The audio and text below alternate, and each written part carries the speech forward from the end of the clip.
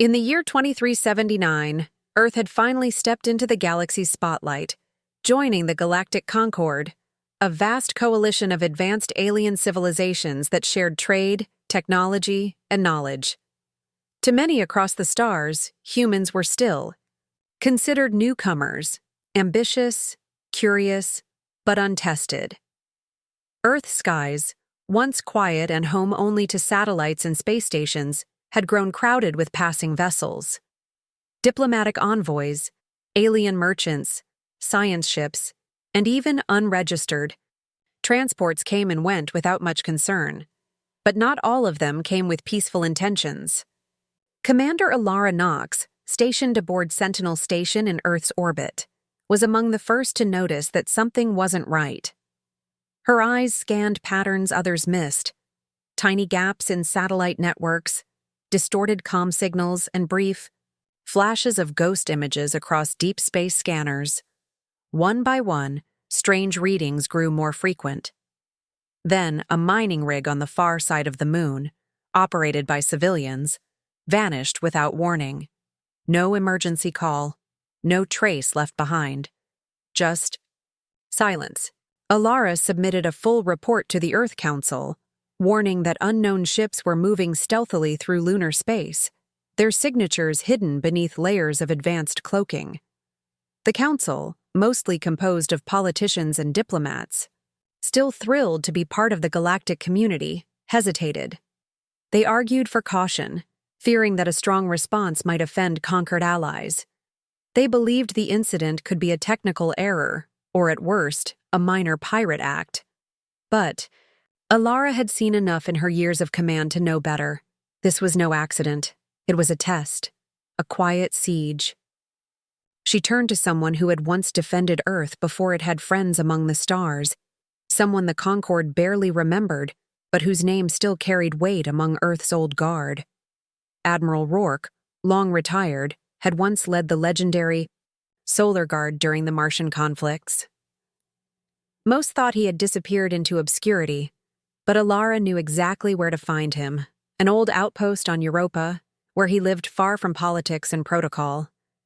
When she contacted him, his face appeared on the screen, weathered by time but eyes sharp as ever. She didn't need to say much. As soon as she explained the missing ship, the unmarked intrusions, and the Council's refusal to act, he nodded, slowly, and leaned forward.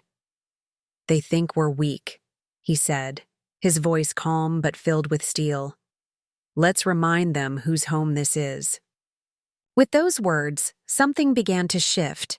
Quiet calls were made to old contacts. Decommissioned orbital systems were reactivated in secret.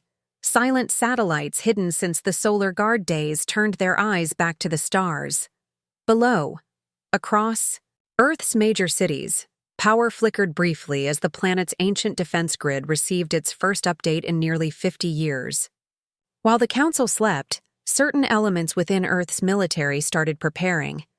Not for war, but for the possibility that someone, somewhere, had decided Earth was vulnerable.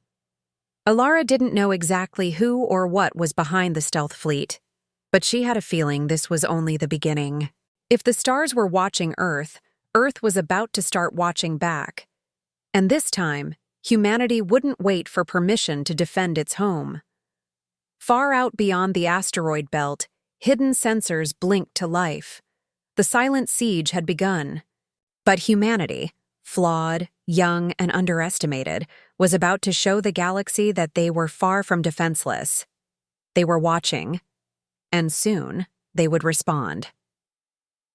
The silence didn't last long. Just days after the mining rig vanished, and following quiet investigations by Commander Alara Knox and the return of Admiral Rourke, the Earth Council was forced to face the truth. They were being watched, tested, and possibly prepared for something far worse. After years of trusting the protection of the Galactic Concord, Earth finally realized that no one would come to help them. Every formal complaint they sent was answered with delays, excuses, or silence. Some members of the Concord didn't even hide their amusement. Earth, they said, was still too young to understand how galactic politics worked. But while diplomats, hesitated, humanity's defenders acted. Under pressure from military advisors and with rising fear among the public, the Earth Council made a bold decision. In a move that shocked every listening outpost and space station across the stars, Earth broadcast a clear and final message. Effective immediately, Earth is declared a no-fly zone. Any unauthorized presence within this system will be treated as a hostile incursion. The transmission repeated 3 times, translated into over 100 galactic languages, then went silent. The galaxy laughed.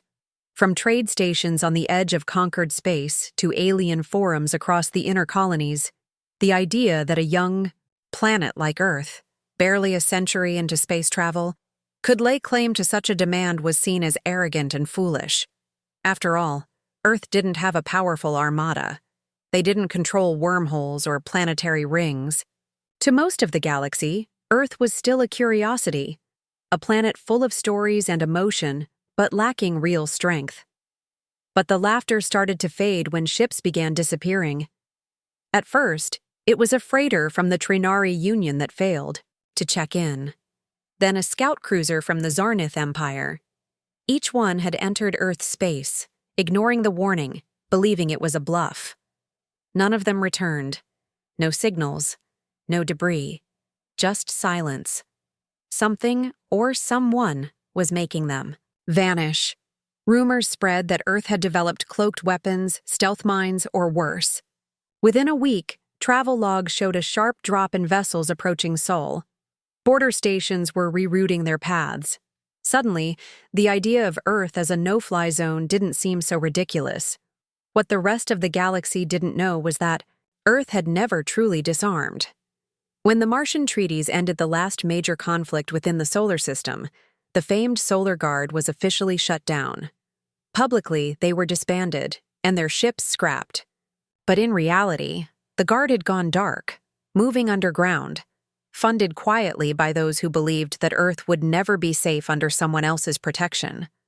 For decades, they worked in secret, upgrading old systems, building new defense, grids, and developing technology based on captured alien designs. What they created was far beyond anything the Concorde expected: orbital defense rings that could lock onto ships before they entered real space, satellites that didn't just track movement but could interfere with navigation systems. And deep beneath the Earth's surface, hidden launch bays waited silently with weapons that could bend light and break shields without a single shot fired. The Solar Guard wasn't just back. They were ready.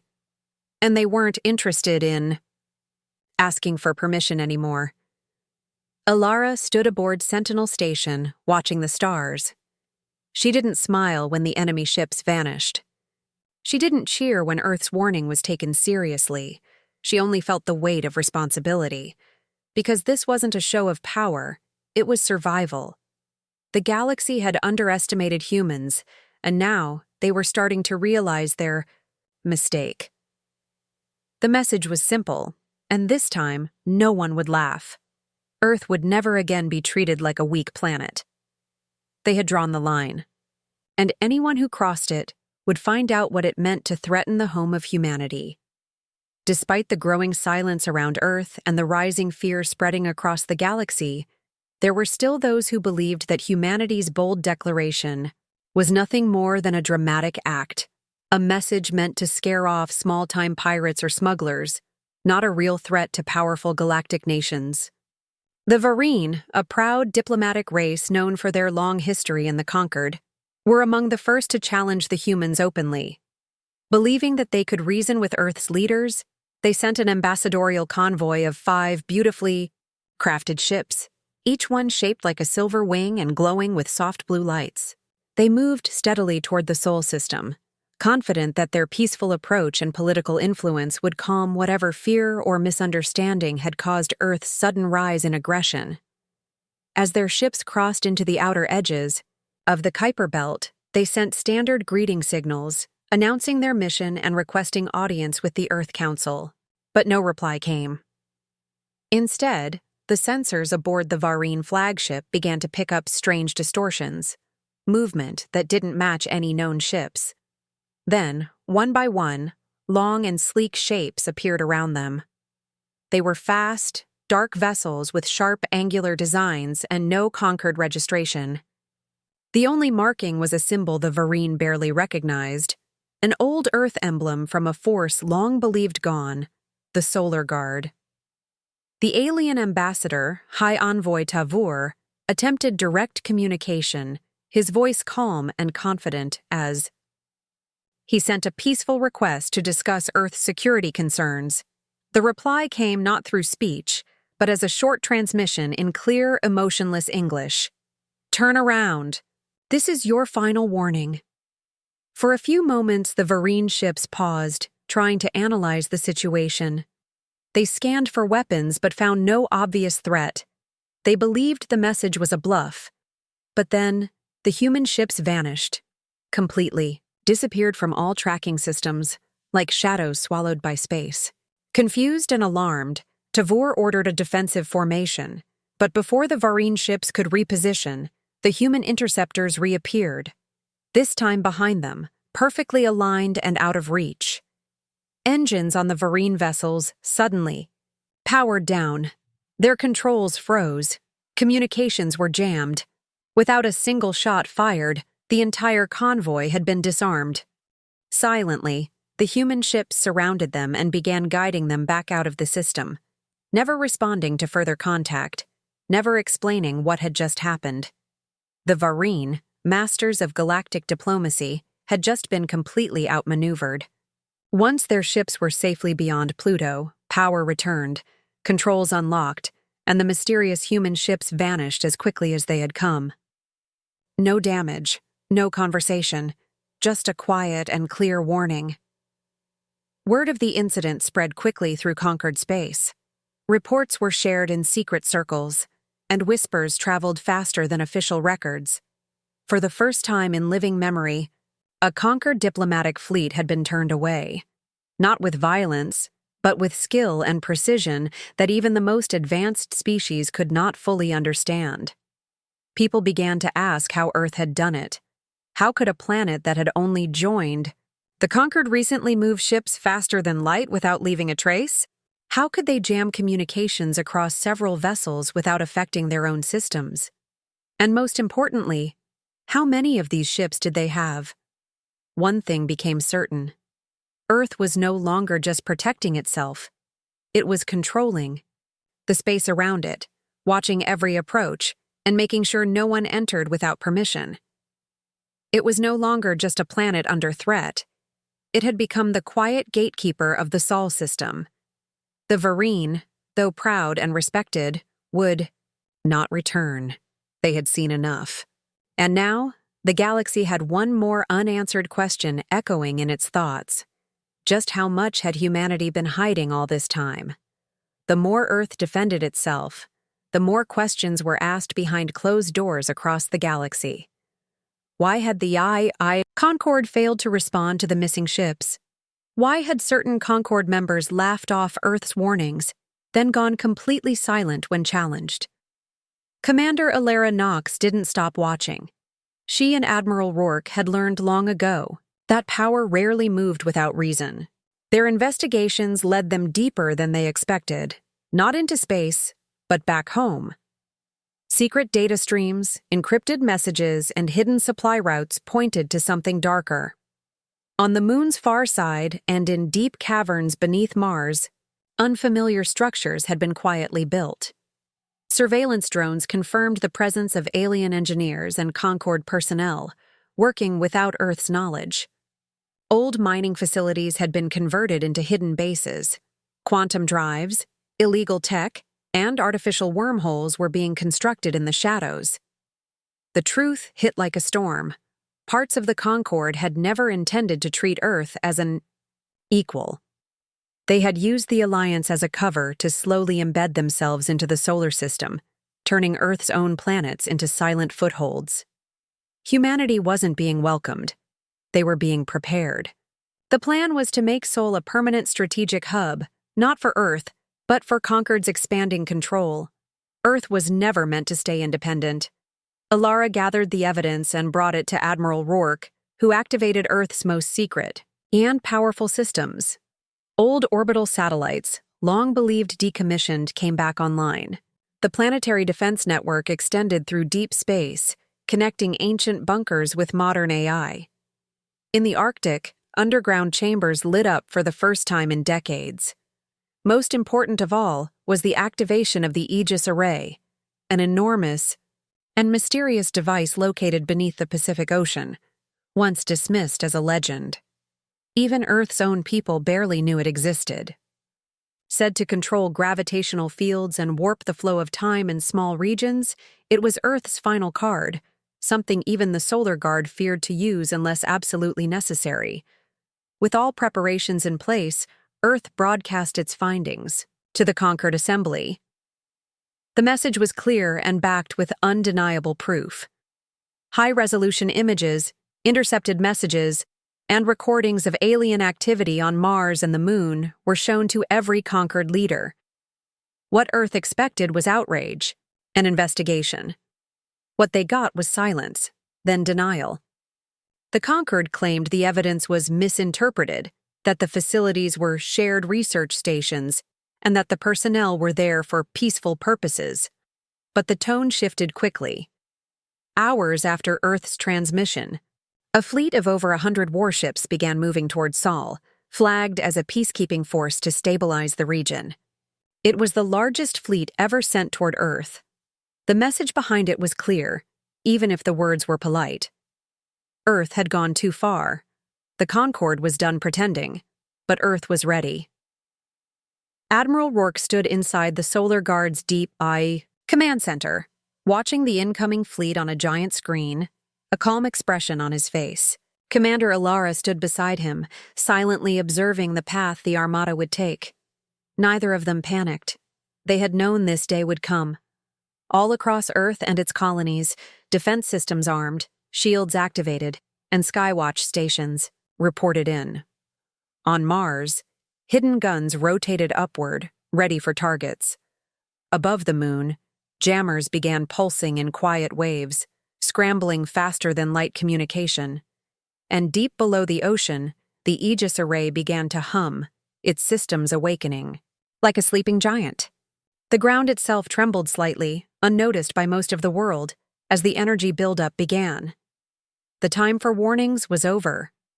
Earth would no longer ask for understanding or acceptance. As the enemy fleet approached the edge of the solar system, humanity sent no reply, made no threat, and gave no further signal. Their response was already in motion. Quietly, calmly, they prepared for the moment when stars would collide, and the galaxy would finally see what Earth was truly capable of. The stars over Earth had never looked so quiet, but beneath that silence, the system was alive with hidden fire.